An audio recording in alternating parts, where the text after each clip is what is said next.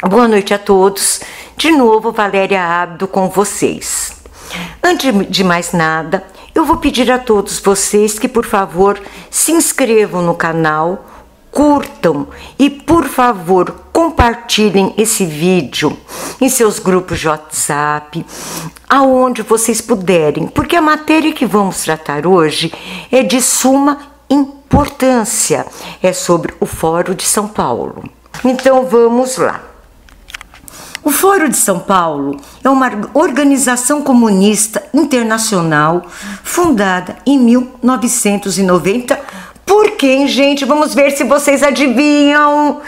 Pelo cachaceiro enjaulado, por Luiz Inácio Lula da Silva e o falecido ditador que o diabo e o inferno o tenham para sempre, o comunista cubano Fidel Castro. O primeiro encontro se deu entre 1º e 4 de julho de 1990, no extinto Hotel Danúbio, na cidade de São Paulo, aqui no nosso querido Brasil, e reuniu 48 partidos e organizações de 14 países latino-americanos e caribenhos, atendendo ao convite de quem? De novo, do Partido dos Trabalhadores, conforme informa o Terça Livre. Logo após a primeira reunião do Fórum de São Paulo, houve a queda do Muro de Berlim, em novembro de 1991, e a dissolução da União Soviética, dezembro de 1991. Aqui um adendo. Por aqui já se nota que o sistema comunista não deu certo em país nenhum. Em país nenhum, causou morte, fome, desespero e terror. Continuando. Enquanto o mundo estava lutando para se livrar das garras do comunismo, que causou, pasmem, e isso é documentado, mais de 100 milhões de mortes. E ainda causa hoje em países como Coreia do Norte, Venezuela, Cuba, África, entre outros. O Brasil e Cuba estavam se organizando para idealizar o plano que eles nominaram de Cinturão Vermelho, entre aspas, tá? Transformar toda a América Latina em comunista. Gente, tenha santa paciência. Não deu certo em lugar nenhum do mundo, e querem transformar a América Latina em um continente comunista. Ô gentinha pobre de ideia, né? Ô gentinho obsoleta, ridícula. Bem, continuando. O Fórum de São Paulo é uma organização internacional que objetiva o domínio político de países latino-americanos, fundado por Luiz Inácio Lula da Silva, o encarcerado, e Fidel Castro, que está nas garras lá do inferno do diabo em 1990. Nele reúnem-se inúmeros partidos de esquerda, partidos ilegais e o pior de tudo isso, gente, grupo terroristas ligados ao tráfico internacional de drogas. O fórum tem como pedra fundamental manter o castrismo em Cuba e fazê-lo expandir-se para o continente, e para tal usa diversos movimentos sociais como instrumento. Né? Por aí vocês já veem o perigo que isto é e quem o Fórum de São Paulo está nas mãos. O Fórum de São Paulo é a chave de leitura para a compreensão do transtorno bipolar que se instalou na política externa brasileira com a posse do presidente Lula em 2003. E o Fórum de São Paulo, que explica, entre muitos outros fatos, o uso e abuso de recursos do BNDES para financiar, em países sob governos do Fórum de São Paulo, obras que ficariam muito bem se feitas no Brasil para uso dos brasileiros. E note-se que muitos desses destinatários não constam em nenhuma lista de bons pagadores. Pasmem, aqui um novo adendo. Tiraram o nosso dinheiro, tiraram o dinheiro dos impostos suados do povo brasileiro. Se não me engano, é de 4 a 6 meses que trabalhamos para pagar impostos. E o que pior de tudo, tiraram impostos do povo que mais necessita, que é o povo do Nordeste. Gente, o povo do Nordeste, do sertão do Nordeste, que precisa comer calango para sobreviver. O que eles não poderiam ter feito para o Nordeste com esse dinheiro desviado? Hospitais no Nordeste, escolas no Nordeste, sistemas de irrigação no Nordeste. Para amenizar o sofrimento desse povo, vai ficar redundante, mas o sofrimento desse povo tão sofrido.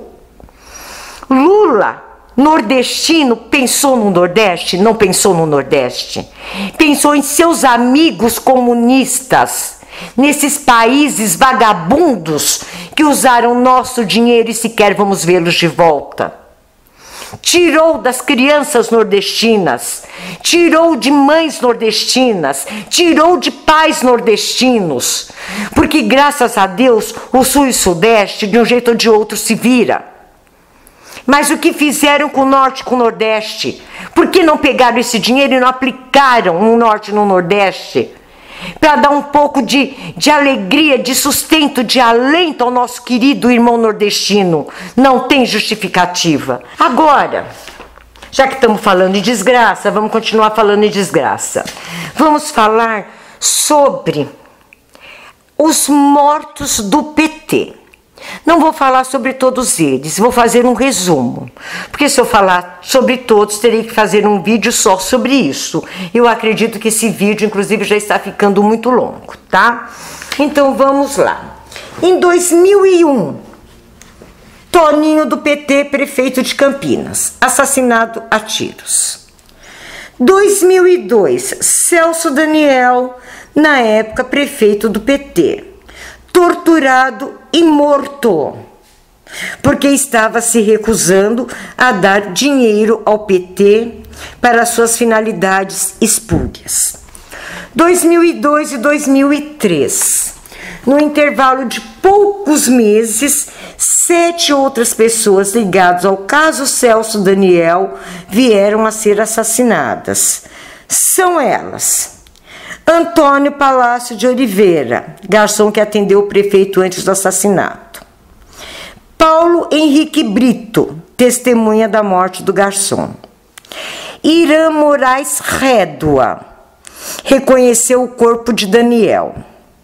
Dionísio Severo, suposto elo entre a quadrilha e Sombra, que estava com o prefeito e posteriormente foi acusado do assassinato. Sérgio Orelha, amigo de Severo. Oliver Mercier, investigador que ligou para Severo. Carlos Del Monte Printes, legista, encontrado morto. Foi o que fez o exame em Celso Daniel. 2004, morre um acidente de carro Luiz Eduardo Saeger Malheiro, ex-presidente do Bangkok, a mesma corporativa que lesou 3 mil mutuários do Banco do Brasil e mais tarde foi repassada para a OAS, o que levou ao caso do triplex de Lula. 2014, assassinado num suposto assalto o ex-coronel Malhães, que revelou na Comissão da Verdade que Lula mandou matar 2 sindicalistas para conquistar o poder no sindicato. Sua morte aconteceu 1 mês depois desta revelação. Antes, Ele revelou que tinha medo de ser assassinado por suas revelações. Seu medo se concretizou. 2014. Acidente aéreo mata Eduardo Campos no dia seguinte a uma convincente entrevista no Jornal Nacional, com potencial para desbancar Dilma e Aécio, dois candidatos altamente rejeitados e que representava a continuação da polarização que ninguém mais aguentava. 2015. Executivos da seguradora Bradesco, uma das principais acionistas da Vale, também morrem em queda de avião. Eles adoram um acidentezinho de queda de avião, né? Vocês já repararam? Em todas elas, a caixa preta não serve para nada. Ou foi destruída ou não foi encontrada, tá? Nos casos do executivo da seguradora Bradesco, a caixa preta é encontrada danificada e ilegível. Ex-diretor da Agência Nacional de Petróleo morre ao cair do 11º andar do seu apartamento. Roger Agnelli, CEO da mineradora Vale, morreu em outro acidente aéreo. A caixa preta do avião com dados do voo não foi encontrada. Morre num suspeito suicídio o empresário que comprou o avião de Eduardo Campos. 2016.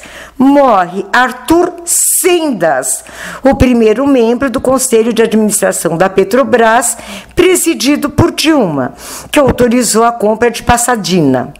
Foi assassinado em seu apartamento. Isso é apenas alguma das poucas queimas de arquivo do PT. Tem muitas outras que, se depois vocês quiserem, farei um vídeo só sobre isso, tá? São várias mortes atribuídas ao PT. E espero que, realmente, em sendo comprovadas, o que duvido que não o serão, em sendo comprovados, todos eles sejam levados às barras do tribunal e que cumpram as penas a que a eles será imputada. Continuando, isso sem esquecer que em 2006 o PT comprou um dossiê falso. Depois eu vou dizer para vocês por que eu estou falando isso, tá bom? Mas isso é importante para vocês entenderem sobre o Foro de São Paulo. E então vamos lá. Isso sem esquecer que em 2006 o PT comprou um dossiê falso contra o José Serra para que esse perdesse a eleição. O caso ficou conhecido como, aspas, o caso dos aloprados, fecha aspas. E como tudo que envolve o PT acabou embaixo do tapete. Agora chegamos à CPMI da fake news. O que a CPI da fake news tem a ver com tudo isso? A CPMI da fake news não visa combater fake news, e sim calar a direita que está denunciando as consequências do Foro de São Paulo e os perigos que tal organização criminosa atenta. Gente, cuidado, o Foro de São Paulo é extremamente perigoso. Não estamos mexendo com políticozinho eleito, vereadorzinho do PT, políticozinho eleito, deputadozinho do PT, não é senadorzinho eleito pelo PT, nem pelo PSOL, estamos falando de gente grande. De gente grande que quer transformar a América Latina em um continente comunista. Estamos falando de peixe grande, peixe muito, muito, muito grande. Inclusive cartéis de drogas. Não estamos brincando com aquele aviãozinho da favela que vai entregar a droga para pegar o seu dinheirinho para poder consumir mais droga. Estamos falando de grandes organizações extremamente poderosas, de ditadores altamente poderosos e com muito, muito dinheiro. Então, CPMI da fake news é uma tentativa de nos calar, é uma tentativa de censura para que a esquerda amorfa se fortaleça novamente e volte ao poder. Nós não podemos permitir, temos que alertar a todos o perigo do Foro de São Paulo. Isso é um dever de cidadania de todos nós brasileiros. Não podemos permitir isto. Vou deixar com vocês o vídeo do líder da Liga dos Camponeses Pobres no evento pela democracia na Universidade Estadual do Rio de Janeiro. E vocês vão ficar abismados. Vocês vão ficar abismados. E isso já é consequência do Fórum de São Paulo. Então, terminando por aqui, desejo a todos uma noite abençoada. Amanhã estaremos de volta, pedindo novamente a todos que, por favor, curtam, se inscrevam no canal e compartilhem incessantemente este vídeo. Mas o povo não quer violência, quer sim. O povo quer violência revolucionária. O povo quer luta. O povo tá sedento de passar na faca todos os seus inimigos. Então nós acreditamos sinceramente que esse período está muito próximo, por todas as construções que têm sido feitas, por todas as lutas miúdas, que certamente, né, essa situação agora vai esclarecer, vai ficar límpido. Viva a luta pela terra! Viva! Viva a Revolução Agrária! Viva! Viva a Aliança Operária!